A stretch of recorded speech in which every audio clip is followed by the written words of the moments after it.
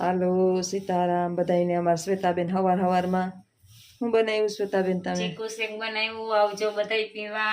જો ચીકુ શેકના 2 ગ્લાસ બનાવ્યા મારા માટે ને શ્વેતા માટે, અને હજી 1 ગ્લાસ છે ને અંદર બા માટે રાખી મૂક્યો છે. બા હજી હુતા જ, ઉઠે એટલે બાને હમણાં ચીકુ શેક બનાવી દઉં. શ્વેતા ત્રીજો દી થયો આવી, હજી એકાદો દી 2 દી રોકાહે તાજોસ્તાબેન રેડી થઈ જાહે. રેડી બધું ખાઈ પીને વાંધો નહીં આવે. તો અમારો ચીકુ જ્યુસ તૈયાર, ચીકુ શેક થઈ ગયું તૈયાર. અને અમે હવે પી લઈએ ચીકુ શેક. બા ઉઠશે એટલે બાનું રાખી દઈએ હમણાં ફ્રીજમાં રેડી કરીને. દૂધ હતું તો દૂધનો સરખો ઉપયોગ આવી જાય, દૂધ ને ફ્રૂટ ને બધું જાય પેટમાં તો થોડુંક હેલ્ધી શરીર બને. હજી નાસ્તો અમે બેય કર્યો નથી ઉઠીને. આજે છે સન્ડે ઇઝ હોલિડે, તો હજી અમે નાહી ધોઈને તૈયાર થયા નથી, ઉઠી જ ગયા સીધા. ઉઠીને ચા પીવાને બદલે આ પી લઈએ. તો હાલો બધાય ચીકુ શેક પીવા. સીતારામ બધાયને. હું ને શ્વેતાબેન આવી ગયા છીએ બોખીરા, અને આજે જે નારીઓનું સન્માન થવાનું છે ત્યાં બધી નારીઓને, સ્ત્રીઓને બોલાવી છે, બહેનોને. અને ઘણા બધા બ્રહ્માકુમારીસમાં ભેગા થઈ ગયા છે, બ્રહ્માકુમારીસવાળા છે. આધ્યાત્મિક સત્સંગને આવું બધું પ્રોગ્રામ અંદર ચાલુ જ હશે. હવે અમે જઈએ છીએ, ઘણી બધી બહેનો છે.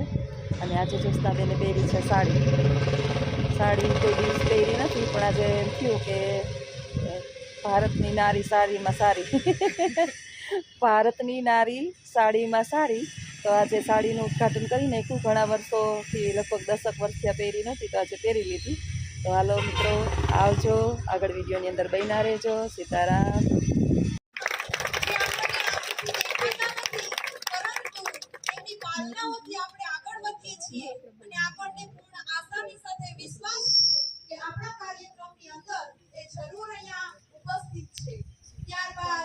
સ્વાગત કરીશ આપણા મુખ્ય મંચસ્થ મહેમાનશ્રીઓનું, જેઓ પોતાનો અમૂલ્ય સમય અહીંયા પ્રોગ્રામની અંદર ફાળવી રહ્યા છે, જે આપણને પણ ઘણું બધું શીખવે છે. પોતાના કરિયરની અંદર આગળ વધી ઊંચી સ્ટેજ સુધી તેઓ પહોંચ્યા છે. તો આપણી વચ્ચે ઉપસ્થિત છે ચેતનાબેન તિવારી, જો પૂર્વ નગરપાલિકા પ્રમુખ છે હતા, તો એમનું પણ આપણે ખૂબ તાલીઓના ગડગડાટથી અભિવાદન કરીશું. ત્યારબાદ આપણી વચ્ચે પાયલબેન બાપોદરા છે, જેઓ પૂર્વ કાઉન્સિલર બોપીરા વિસ્તારના તેમજ પોરબંદરના પૂર્વ કાઉન્સિલર હતા, તો એમના પણ આપણે તાલીઓથી સ્વાગત કરીશું. ત્યારબાદ માનવબેન બોકીરિયા છે, એઓ પણ પૂર્વ કાઉન્સિલર છે, તો એમના પણ આપણે તાલીઓથી સ્વાગત કરીશું. ત્યારબાદ આપણી વચ્ચે સુરેખાબેન શાહ છે. ત્યારબાદ ઘણા બધા આપણી વચ્ચે મહિલા મંડળના પ્રમુખો છે. અભિયમ 1081 ના બેન નામની સમક્ષ ઉપસ્થિત છે. ત્યાર પછી પટેલ મહિલાઓ હરેક ક્ષેત્રની અંદર સમસ્ત પોરબંદર જિલ્લાની અંદર સેવાઓ આપી રહી છે. તો આપણને પણ કંઈક એવું હર્ષ થાય, ઉમંગ થાય છે કે આપણે પણ હરેક ક્ષેત્રની અંદર આપણી સેવાઓમાં થોડી મદદ કરીએ અને આપણાથી બને એટલી આપણે પણ આગળ વધીએ. તો આજે આ બધી મહિલાઓ પોરબંદર જિલ્લાની અંદર આગળ જો સેવાઓ આપી રહ્યા છે, તો આપણે પણ એક સંકલ્પ લેશું.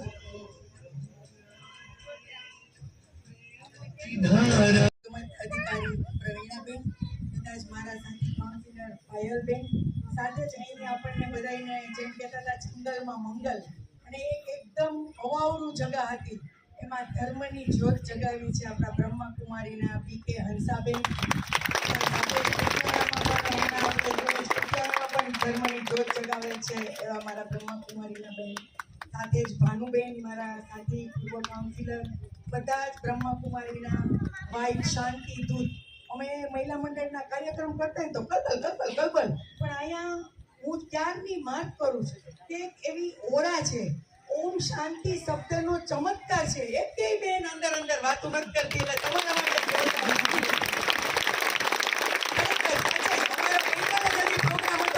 થોડી વાર કેવું પડે, બેનો વાતો કરો માં અંદર, બેનો વાતો કરો માં, પણ એકેય વાર નથી કેવું. એટલે એ બાબાનું અત્યારે અસ્તિત્વ અહીં છે, એટલે બધા બહેનોમાં ઓમ શાંતિ પરમાત્માનો વાસ છે, આત્માના પરમાત્માનો. એટલે તમારા બધા માટે ખૂબ ખૂબ ધન્યવાદ. અને આજે આપણે લોકો મહિલા દિનના અમે આગલા દિવસે બી આ કોમ તો મહિલા દિન આપણે બધા કે એક દિવસ 8 માર્ચ, પણ મહિલા દિન 365 દિવસ છે ને. સવારથી ઉઠી તમારી બહેનો છોકરાઓને ઉઠાડે, એલાર્મ વાગે, દોડાદોડી, પાણી આવ્યું હોય ને ન આવ્યું હોય તો પાયલબેનને ફોન કરે, ભાનુબેનને ફોન કરે, લાઈન તૂટી ગઈ, એવું. ઘણી વખત ઘણા બિચારા બહેનોને ખબર ન પડે તો હું નગરપાલિકામાં પ્રમુખ હતી. સવારે એક દિવસ એક બેનનો ફોન આવ્યો 7-8 વાગે. ચેતનાબેન બોલો છું? હા બેન, હું રાજીવનગર માંથી બોલું. બોલો બોલો. મને કઈ મારા ઘર આગળ ભૂતળું મરી ગયું છું, કાઢી જા. મેં કહ્યું, "હવે જાઉં." ઈ બિચારાને ક્યાં ખબર છે? એને કોકે કીધું તમે ચેતનાબેનને કયો એટલે કામ થઈ જાય, અને મેં કીધું હમણાં આવું બેન, ઉપાડી જાઉં. એવી મારી આ ભોળી બહેનો છે.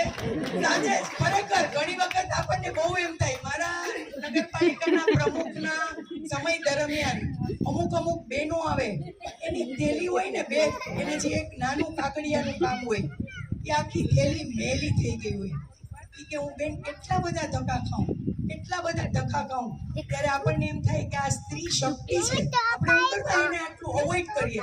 એટલે વધુમાં વધુ હું એમાં જીવટપણો અભ્યાસ કરીને ઈ બેનનું હું કામ કરું, પછી જ મને નીંદર આવે.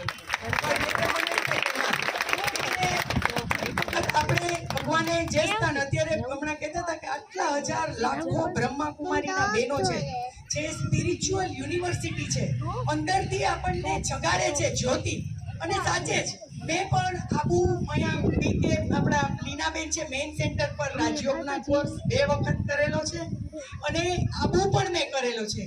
મારી અંદર શક્તિ તો પડેલી જ છે, પણ સમયનો જે પ્રવાહ ચાલી રહ્યો છે, કળિયુગ, અને એ કળિયુગની અંદરથી જે આપણું જીવન છે ને, એક બાહ્ય જગતની અંદર વૈભવયુક્ત થઈ ગયું છે.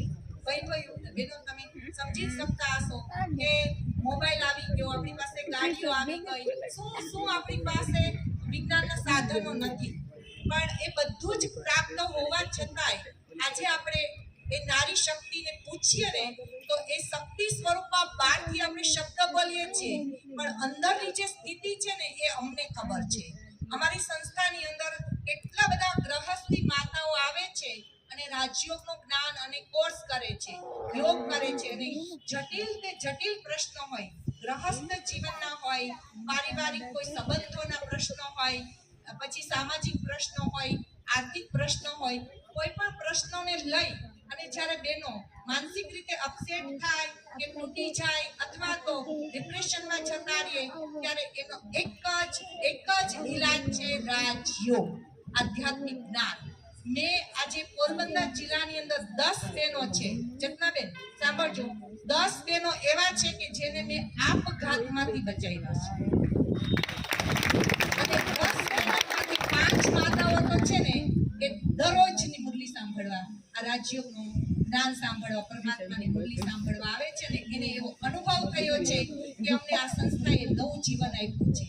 જ્યારે અમે સાંભળીએ છીએ કે ઘણા બહેનો પારિવારિક પ્રશ્નોથી હારીને તૂટીને શું કે કાં તો મારે જુદું થઈ જવું છે, કાં મારે સાસુ સસરાને છોડી દેવા છે, કાં તો મારે વિસામણે બેસી જવું છે, અને કાં તો કંઈ પણ રીતે ધમકી આપીને ગ્રહસ્થ જીવનને ધક્કા મારીને ચલાવતા. હું વધારે તમારા ઉપર ફોકસ નથી કરતી, કેમ કે આપણો વિષય છે આધ્યાત્મિકતા, કેમ કે આધ્યાત્મિકતા વિના જીવન અધૂરું છે. કહેવાય છે કે સોનામાં સુગંધ ભળે, હકીકતમાં સોનામાં સુગંધ નથી ભળતી, પણ આધ્યાત્મિકતાથી જ આપણા જીવનની અંદર એક ખુશ્બુ આવે છે. અને જો સદગુણો યુક્ત જીવન હોય,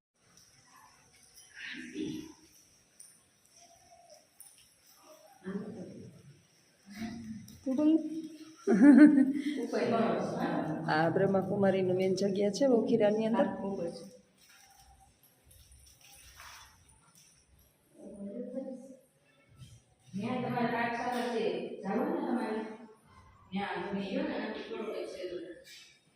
અહીંયા સત્સંગ થતો હશે ને, અહીંયા જ સત્સંગ થતો હશે.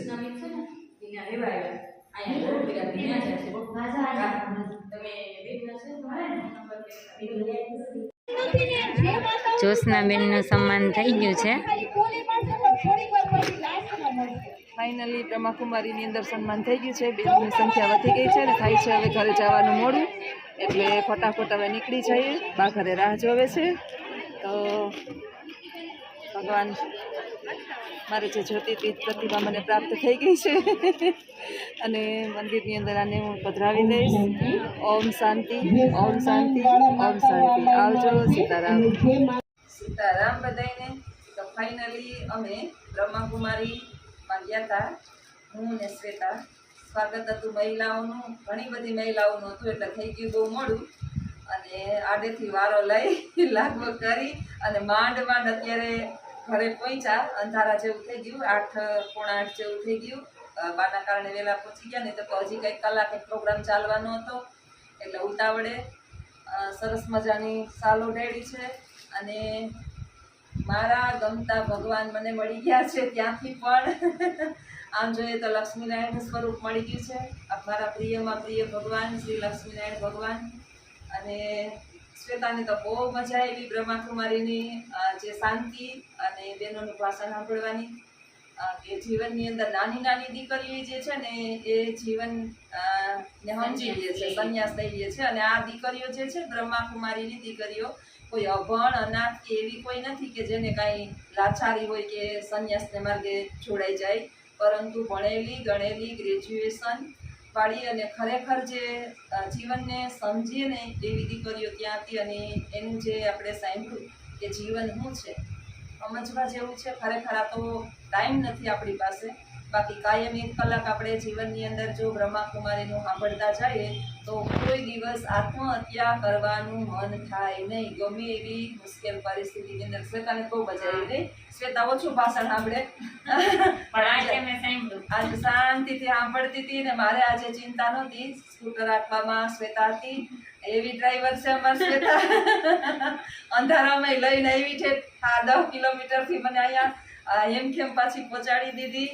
તો બ્રહ્માકુમારી વાળાનો પણ ખૂબ ખૂબ આભાર. આધ્યાત્મિક તરફ લઈ જવાનો ખરેખર માર્ગ હોય તો બ્રહ્માકુમારી આપણા નાના નાના બાળકોને, દીકરીઓને, માતાઓને, ખાસ કરીને દીકરીઓ માટે ખાસ કેળવણી છે એની અંદર.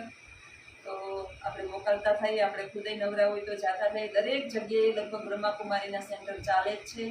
તો જ્યારે જ્યારે જીવનથી થાકીએ ત્યારે ચોક્કસ બ્રહ્માકુમારીનો માર્ગ અપનાવીએ, એના પ્રવચનો સાંભળીએ, મનની અંદર ઉતારીએ અને માનવ સેવા એ જ પ્રભુ સેવા એ બાબતને ધ્યાનમાં લઈ અને જીવનને સમજીએ. તો આવજો બધાય. સીતારામ.